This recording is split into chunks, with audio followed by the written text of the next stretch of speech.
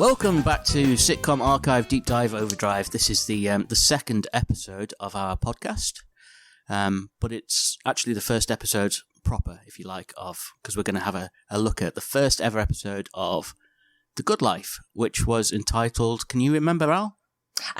Plough Your Own Furrow.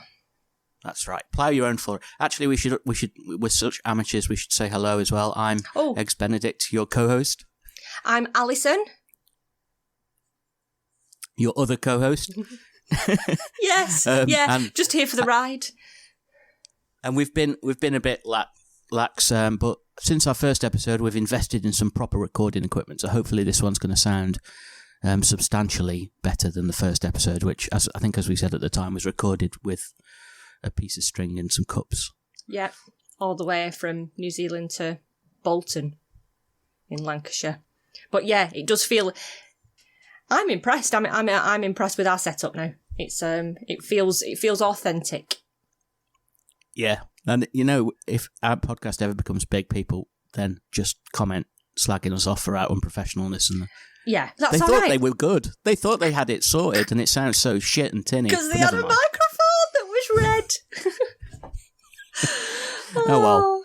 So, in our first episode, we just had a look at The Good Life in general and talked about the show and where the comedy comes from and the issues that it discussed. But now, and from here forevermore, we're just going to be taking each episode to dive into a specific episode of the show one by one and just, deconstruct it and talk about what we like about it and etc. So I think one thing we did say in the first episode was we mistakenly said that On the Up starred Joe McCann. And it didn't. What a faux pas. No, it was. Schoolboy errors. So apologies to Joe McCann for that. He was, of course, in the upper hand with Honor Blackman and who else? How unprofessional we are. We haven't even researched our mistake. There was a young girl and I can't remember what she's called. If I say who I think it might be, we'll be apologising again next week further for faux pas. So that could be a running trope. Each week we apologise for the previous week's mistakes. That's probably a good idea. That's how we'll start it, each one. So the other thing before we get going, I think, to mention is that we're recording this right in the midst. We're still in the middle of the Roni. The coronavirus is still rampant in the UK. Not where I am because we've got a good Prime Minister, but where you are. And we've also got the Black Lives Matter movement going on, so I'm really glad that there's no contentious characters or remarks in this episode of The Good Life that Absolutely. we have to dance around. It crossed my mind that would we need to sort of say something at the beginning in order to put it into context, but no, there's not, which is, Just give it a couple of episodes and that's when we'll find that we probably do have to say, different times. Yeah. Well, we're not doing, what was that one with about the two families living next door to each other? We're not going to do that, are we? Love Thy Neighbour? No, we won't touch that, I don't think. Let's not. No, probably for the best. Yeah. All right, so let's get stuck in then to episode 1, season 1, episode 1, Plough Your Own Furrow. Yay. Good life, good life, good life, good life, good life, good life, good life. So this episode opens with Tom basically sat in his house, opening his 40th birthday cards, on his own initially, but straight away you can see that Tom, as I mentioned in the last episode, is a noisemaker, isn't he? He is a noisemaker, yes. With his tapping and his whistling and... Yawning, sighing, sniggering. Yeah. I know, I'm going to try not to be too harsh on Tom, because I think last time out I called him a and then we worked out that I'm not allowed to say and now I've said again. Oh. So there's my bleep machine gone into overdrive. Let's get the beeps out. One thing I will mention is I ended up rewatching this with subtitles on. And the amount of times that the subtitles said sighing. Because he'd just gone just constantly throughout the scene. Yeah. So on the subtitles, sighing a lot. That's just Tom. And there he was. Yes. And then so he's sort of talking to himself, which is a bit odd. And then it's like in a recurrent theme that runs through the entire series, he is immediately misogynistic when he says bitch. And Barbara comes into the room, and what had he done to what had she done to upset him? I can't remember. Was it to do with the birthday cake? Some snide remark on a birthday card or something. It was. Yes, it was. It was. Yeah, it was referring to him being old in the birthday card, and what a bitch. Yeah, it was quite amusing as well. But yeah, Hashtag different times. But she takes it in her stride, I think. And then what we see then is Tom sort of ruminating melancholically about aging and bemoaning the achievements of other historical figures and what they'd achieved by the age of 40, which is his 40th birthday. Yep. And he just sort of wishes he could just, I think he says, doesn't he? I wish I could just get it right. Yeah. He says, because I wrote this down because I find it quite interesting, he just felt like a grotty little cog in a whacking great machine, which I thought was quite a nice way to describe how you might feel at 40. And I think that would probably resonate with a lot of people watching. Even contemporary audiences, if not more so. 40 does seem to be that sort of point where you sort of look back and look forward to what's left and sort of just evaluate where you're up to in life. Yeah, and Tom's just frustrated and he vents a bit, but then I think Barbara bats her eyelids and invites him to bed, which is another recurring theme we'll come back to. Yes. She's always inviting him to bed. He's always getting his oats. Yeah. Bless him. So then I think we pick up the following day and Jerry, who we're first introduced to, Jerry Ledbetter, the next door neighbour, comes around and picks Tom up.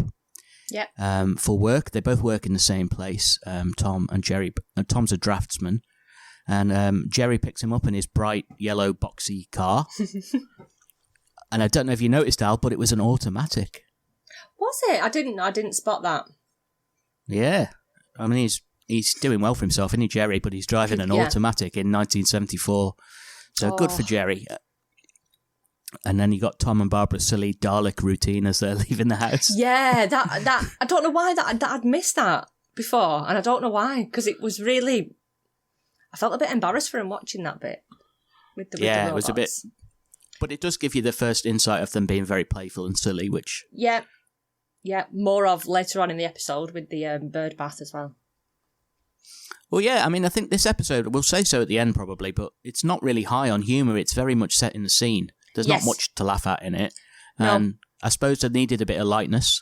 And Tom going out, giving it, commute, I suppose was as funny as it gets in this one. As funny as it got. Yeah. We are fans, honestly. So they head off to work, and then we get a scene which I actually found quite amusing, I must admit, which is like this sort of Captain Mainwaring-looking motherfucker welcoming him in his like uniform. I think he's the car park attendant. Yeah. And he salutes Jerry. He gives him a salute. I thought that was cool. But he doesn't recognise Tom, much to Tom's chagrin. And then weirdly, the dude blames his sciatica on not knowing who Tom is. Did you clock that one? No, I missed that. He's like, I've worked here for years. And the guys went, yeah, sorry, I've got sciatica. I thought, what? I'll have to use that next time I fuck up something. Yeah, next time you don't hand in a permission slip for the kids at school. Say, sorry, I've got a verruca. Oh, ridiculous. Anyway, so, Tom's still a little bit grumpy, I suppose, on his 40th birthday. Not even the parking attendant recognises him. But by the time he's ascended to his office, he seems to be, he sort of enters full of bonhomie and clearly the colleagues are already sick of the fucker because none of them even look up. Nobody even takes him on when he walks in. He walks in and he's like, morning, good morning. And they're all like, oh, fucking hell, this bastard. Oh, he's here. Jesus Christ, one day. Oh. Imagine it was a long weekend and they just had a bank holiday and it was a Tuesday. It's like, I've had a lovely 3-day break from this prick. And here he is again. With his fucking balloon. The balloon thing. He's trying to play catch with one of the other guys that's busy. You would just... The guy's just giving him daggers. I don't want to play blue when you're a grown man, dickhead. Yeah. But there is one person who does come over and talk to him. He's a bit of a lickspittle, I thought. He sort of comes over and starts kicking. Yeah. I think his name was Brian, and he comes over and starts kissing Tom's arse. And yes. I think he says to him, everybody knows it's you that brings their ideas to life, Mr. Good. He does. And then the mention of the cricket game that had happened that he'd not been invited to bowl at, and then it all just sort of falls to shit again. Yeah, he's that guy was, in a way, it was like a microcosm of what comes in the next scene where Tom's trying to suck up to Sir. Yeah. Because this guy's trying to ingratiate himself to Tom, but clearly thinks he's too old to play cricket, so he's fucked it up. Tom throws his toys out of his pram. But before that is allowed to manifest and sort of become too uncomfortable, he gets summoned up to the 6th floor where Jerry operates from. I think it seems to me that Jerry is evidently his boss, his direct boss. Do you think? Yeah, because when they were talking about when they first joined the company together, and then Jerry has this big sort of spiel about if you'd have worked as hard as me, you could be on this floor, which sort of, it did make me think perhaps Jerry's like a supervisor and is sort of a higher ranking than Tom. Yeah, because Tom just didn't take it seriously enough. Well, Jerry's telling him all that, but Tom's still preoccupied with the cricket to give a shit. I mean, he just doesn't care. Yeah. Jerry's sort of saying, this is why you're not here. You don't strive to get ahead and you don't crawl enough. And Tom's like, well, we're making toys to put in cereal boxes, so fuck that. Yeah. Absolutely. He doesn't seem that fussed, to be honest, about getting the job on the next floor up. No, and I tell you what, the best thing in this scene for me is, did you notice there's a bottle of Gordon's gin on Jerry's desk? It's like night. No. He's got up, he's picked up Tom, he's headed to the office, got up to the 6th floor, and he's cracked open the Gordon's. Wow. And he's quick. Driving. Yeah. # different times. So Jerry's on the gin, and then the Sir turns up. I do dislike that fact that I guess it's part of Jerry's character that he creeps and crawls to the guy, but the fact that they all call him Sir. Oh, yeah, definitely. But just the fact they all call him Sir is horrible. It's so obsequious, isn't it? Yeah. Yeah, it is. And he turns up, but Jerry, to his credit, he tries to get Tom noticed. He does. He tries to push forward Tom's ideas about the plastic rhinoceros. Hippopotamus. Yeah. Or is it a rhinoceros? Is it a hippo? I think you're right. It's a hippo, yeah. It is a hippo. This is where we have to apologise in the next episode. Yeah, that I've said the wrong zoo animal. Like wild animal. Zoo animal. So he pushes Tom forward. Yeah, sir, this is who's been designing the hippopotamus. And then they come up with the great idea of the next thing that they're going to be working on is the giraffe, as if that's supposed to be like a lure into working harder and getting on the next floor.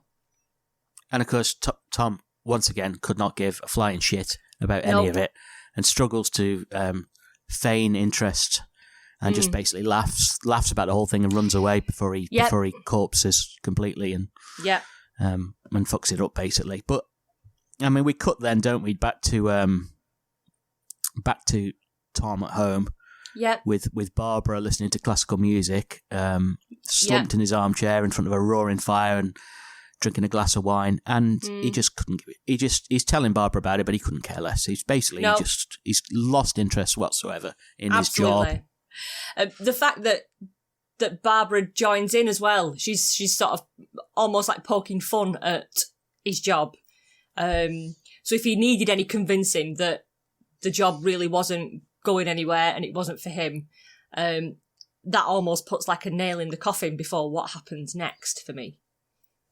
Yeah, I think so, because they agree that it's stupid, and then they also agree that they don't need things, which is sort of the stepping stone to the next logical conclusion. They're not interested in things. They're not materialistic people. And that then prompts Tom to go into one of his, what will soon be recognised as regular manic man-child sort of states. And he goes, paper, woman! And she rushes off to get him paper. Give me some paper, bitch! Well, he didn't quite say that, but he might as well have done. She rushes and gets him some paper, and then Tom sits there and makes a really simple list of thoughts about his current situation that he could well have just kept in his own head. Yes. But it serves as good exposition. If you put it on paper, it's official, isn't it? Yeah, and I think it's just to explain. I mean, basically he lists that he doesn't like his job, he doesn't like the industry or even work per se, and he doesn't want to feel the same way next year when he's 41. Yes. And then I think Barbara just bloody makes a pass at him again. And she does. Heads off to bed. And then goes to bed, and he then spills that wine all over himself that he's laid down weird, on the couch to drink. It came out of nowhere, that. I wasn't really expecting that to happen. I thought he'd just relax on the couch, but then he tips it all over his face, and it's a really bit of a weird thing. Well, I'm assuming it was supposed to be a bit of slapstick whereby he just slipped and poured it over his face and it was a bit of a laugh. But he didn't do it very well, did he? It didn't work, and it was a bit creepy. Just sloshed a load of bloody wine over. I just thought, what a waste. Yeah. So after inexplicably pouring the wine over himself for no good reason, the next thing you see is Barbara coming down to check on him because he hasn't taken her up on her offer of a little bit of, nighttime. I'm trying to think of a euphemism for sex. Why don't I just say he hasn't come up and give her a good fucking seeing to?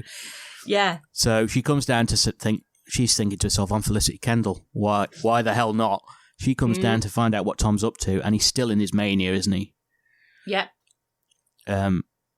She's sort of coquettishly tempted him up to bed, and he's mapped out his whole new way of living in the meantime. Yes. He's on one.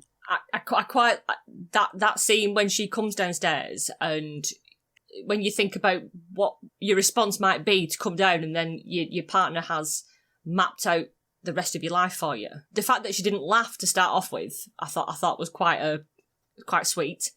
And that the only thing that she needed to do was to go and think in the garden with her wellies on about this prospect of a completely radical new life. And she had to just put her coat on and her wellies on and go in the garden to think about it. Yeah, and that's what I think that was established earlier in the episode, that's what she does. She walks around the garden to have a think. To think, yeah. It's just like, I think it's quite sweet and understanding. But he's sort of hovering in the doorway, isn't he? She comes in, asks a couple of questions to clarify. Yeah. But the proposal from Tom is that they should get on with the job of working on the job of life itself, I think. Yes. Embrace self-sufficiency, recycle, grow vegetables, get livestock, etc. And I thought initially she was going to flip. She looked at him like she was going to smack him. Yeah. But she gets on board quite quickly. Yeah, and a lot of the criticism of Tom's character, I quite happily stick the boot into Tom, but people say he dragged her along, and I don't think he did. I think she had a little think about it and thought, I'll give that a go. And she, obviously from like the rest of the series, she's on board. She's definitely on board. They are a partnership, aren't they? There's no sort of like one pulling the strings for the other. They are both well into it. Yeah, I think so. I totally think so. I think the main problem with Tom's personality and overbearingness is that he just doesn't consider her feelings in future episodes and how the sacrifices she's made affect her. It's not that he's cajoled her into doing it at all. No. For me. No. And I think it's just down to his sort of like human enthusiasm, isn't it? He's so excited about the prospect of this new life and making the changes and doing it, thinking it, and then actually physically doing it are sort of two different things. But they managed to do it, and it is difficult. But I think he just sort of just gets caught up in his own enthusiasm sometimes. It doesn't take me much to get dragged along with enthusiastic people. So I think I would be a Barbara. I'd be like, yeah, come on, let's get on with it. That's how you ended up doing this. And then, yes, shocker. But then, weirdly, Tom inexplicably then, as soon as she agrees, tries to talk her out of it, which, again, is a bit odd. I think maybe he's just given her the chance to realise all of the sacrifices she'll have to make. Yeah. Uh-huh. But she says, no, let's go for it. And then, next thing you know, we cut to a shot of outside Jerry and Margot's window. And obviously we don't see Margot in this episode, which is probably why it's one of the weaker episodes of the entire series, because she's the best character in it. Yeah. But we do hear her, and she's sort of setting out her character stall early by nagging Jerry to find out what all the noise is about. Yeah.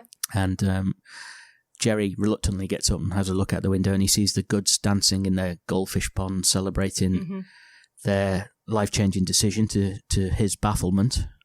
Mm-hmm. And then it sort of just fades out then to the sound of the Ledbetters continuing arguing. Yes. But it's quite fun again seeing Tom and Barbara dancing about being silly. Yeah, I like the silliness. They are such a silly couple, and that gets sort of stronger the more episodes that you sort of get into. But I think it does set the scene quite early on that these are quite a sweet, fun-loving, just a cute couple. I think they're lovely. I'm kind of wondering what they'd be like as parents, because what you've got there is two actively sexually active couples in their 30s and 40s who have no kids and never seem with to... With no kids? Yeah. And like, you'd think that with their playful nature, they'd be really good with kids. Yeah.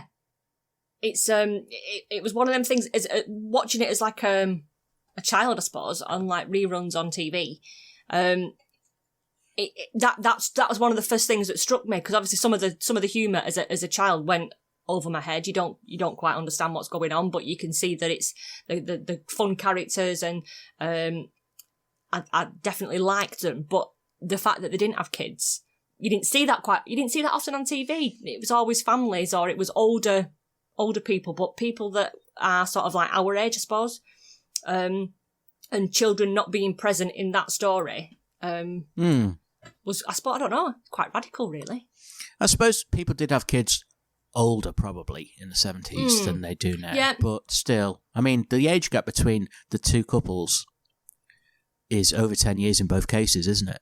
Yeah. But that's just par for the course in TV and movies, even to this day, isn't it? You watch a movie with Tom Cruise in, and his partner's like 20 years younger than him. It's just... Yes.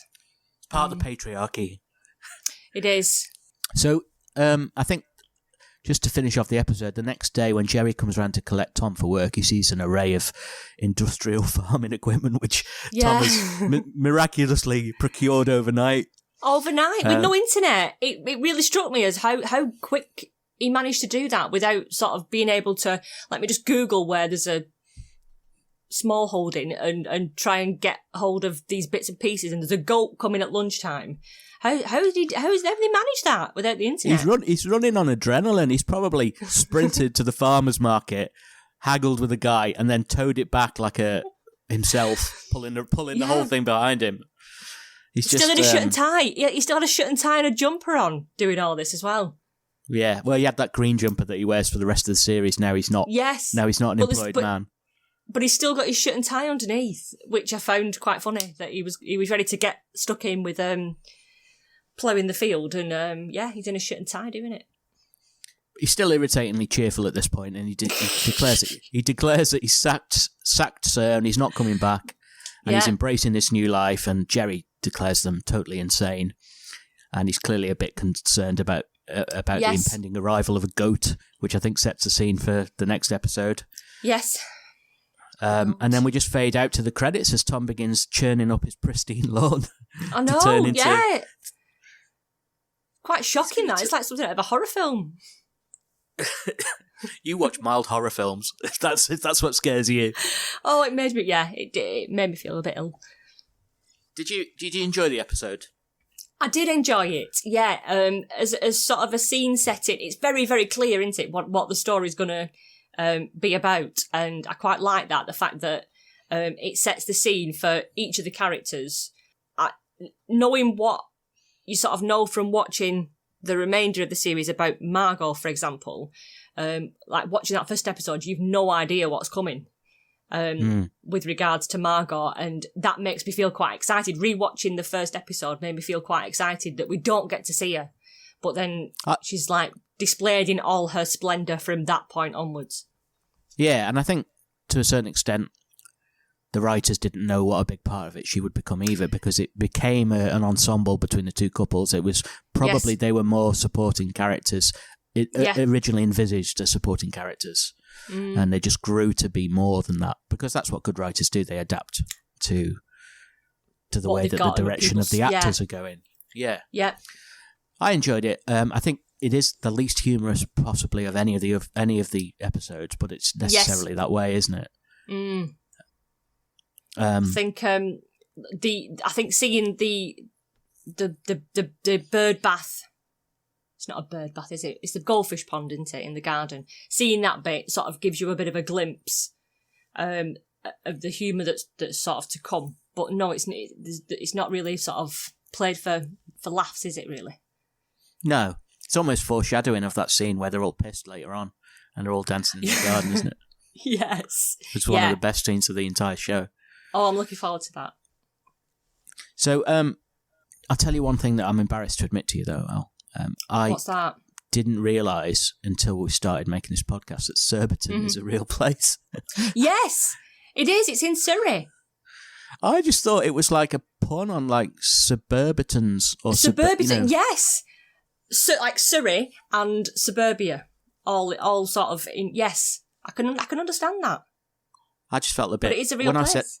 When I said it to my wife, and she was just looked at me like I was an idiot. But then again, her mum's from down south, so maybe she's got more reason to know that Surbiton's a real place. But I just thought it was a real thing.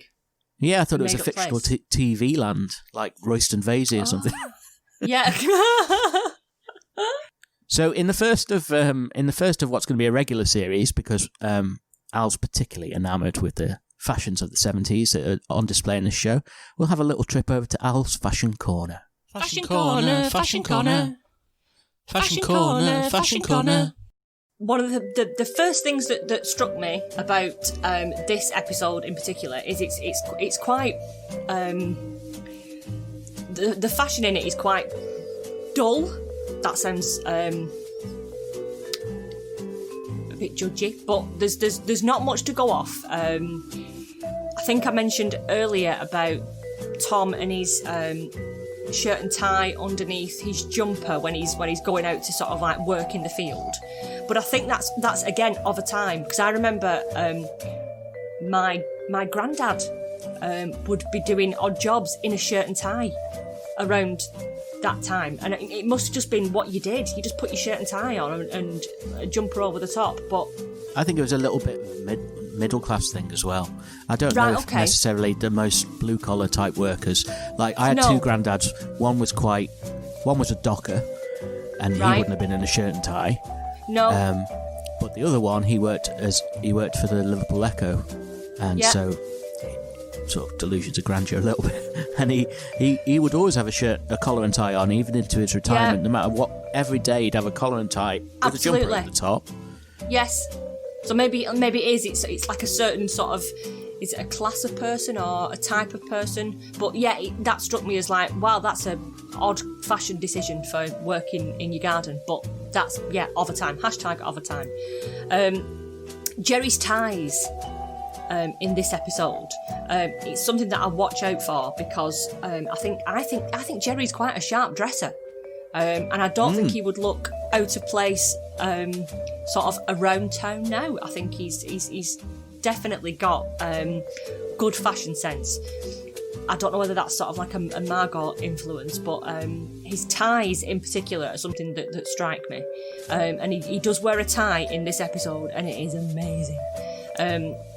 It's sort of navies and pinks, and it's swirls and circles, a bit of a paisley look to it, but it's fab, and I would buy that. I would buy that for my husband to wear now, because I think it's really sharp. So yeah, I think Jerry is definitely a fashion icon to watch throughout this, and I will be keeping my eye on what he's wearing.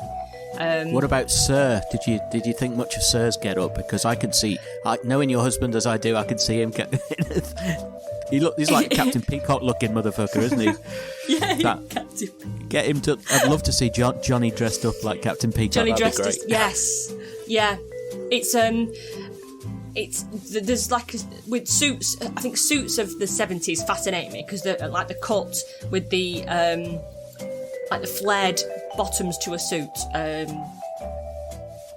That that whole era of male clothing does fascinate me. The cuts of people's suits and the fabrics. I think it's I'm quite looking forward to sort of just keeping my eye on what they're all wearing. And there's only really one female character in this episode, which was Barbara. I noticed that her skirt matched her curtains.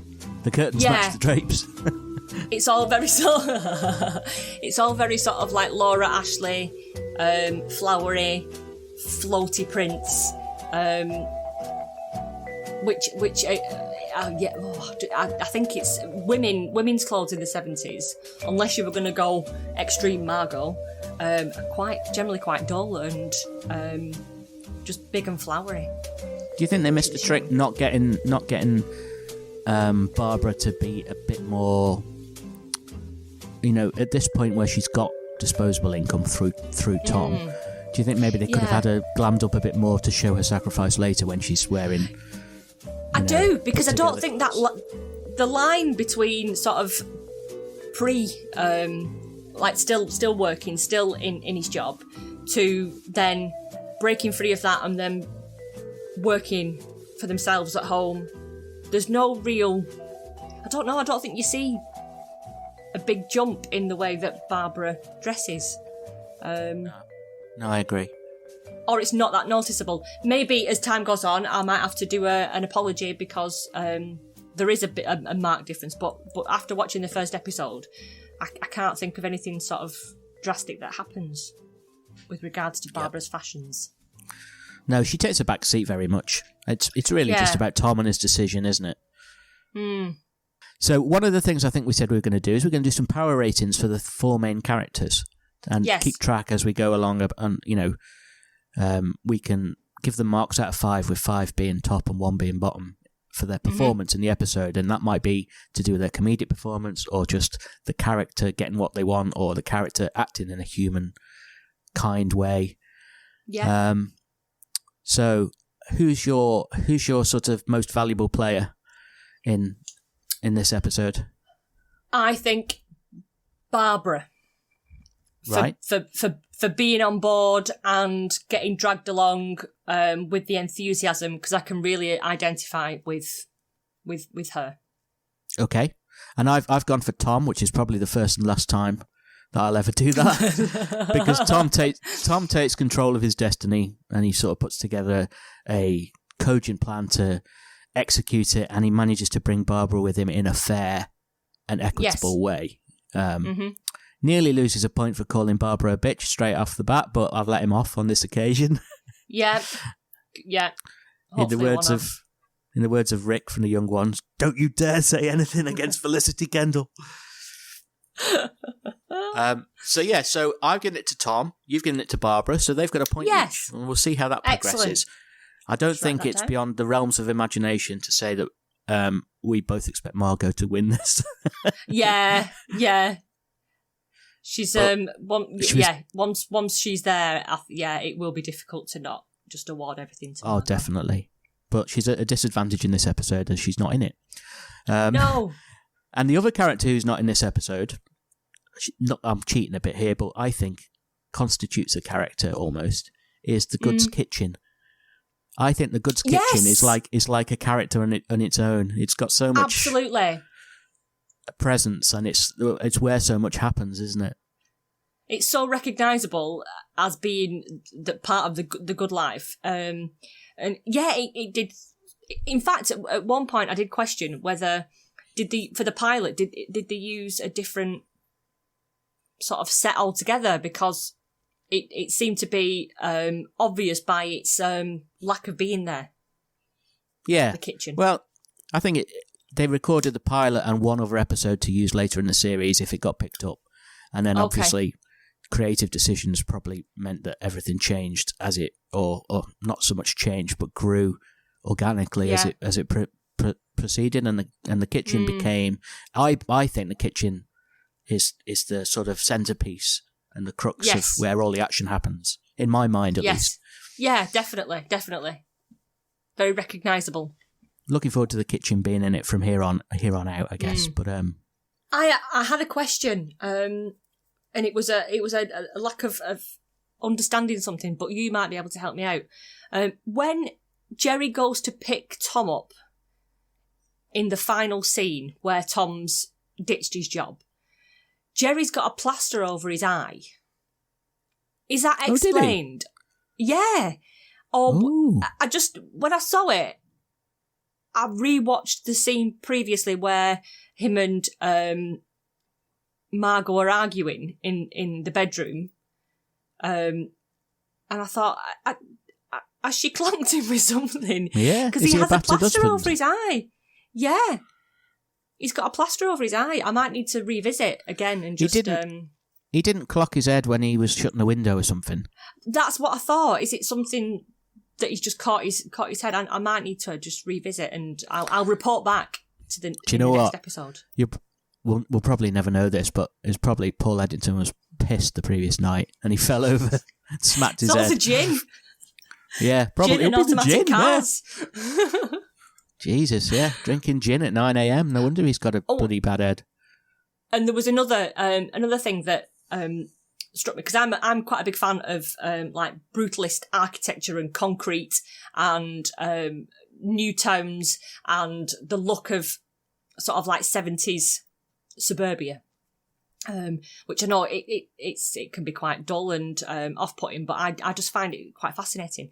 So that when they pull up outside work at the JJM offices, that building was actually part of the Thames Valley University at that time, and they'd used that.